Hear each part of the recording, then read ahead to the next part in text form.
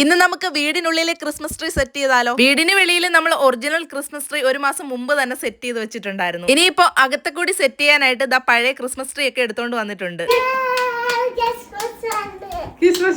Christmas tree എടുത്തോണ്ട് വന്നപ്പോ തന്നെ ഏവക്കുട്ടൻ നല്ല ഹാപ്പി ആയിട്ടുണ്ട്. അതിന്റെയാണ് ഈ തുള്ളിച്ചാട്ടവും ബഹളവും ഒക്കെ. ഇതാ കണ്ടില്ലേ, ക്രിസ്മസ് ട്രീ സെറ്റ് ചെയ്യാൻ അച്ഛയെ സഹായിക്കാനായിട്ട് ഏവക്കുട്ടൻ മുൻപന്തിൽ തന്നെയുണ്ട്. അങ്ങനെ ആ ട്രീ ഒക്കെ എടുത്ത് അതിന്റെ സ്റ്റാൻഡിൽ ഫിക്സ് ചെയ്ത് വെച്ചിട്ട് നമ്മൾ അതിന്റെ ഇതളുകളൊക്കെ വിടർത്തി കൊടുത്തുകൊണ്ടിരിക്കുകയാണ്. അങ്ങനെ അവസാനം ട്രീ ഇങ്ങനെ ആയിട്ടുണ്ട്. ഇനി ഇതിൽ നമുക്ക് ലൈറ്റ്സ് കൂടി ഇട്ട് കൊടുക്കണം. അതിനാണ് വിനോദ് ഈ കിടന്ന് വട്ടം കറങ്ങുന്നത്. ലൈറ്റ്സ് ഒക്കെ ചുറ്റിയ ശേഷം നമുക്ക് ഇതിൽ കുറച്ച് ഓർണമെന്റ്സും കൂടെ ഒക്കെ ഇട്ട് ഒന്ന് ഡെക്കറേറ്റ് ചെയ്തെടുക്കാം.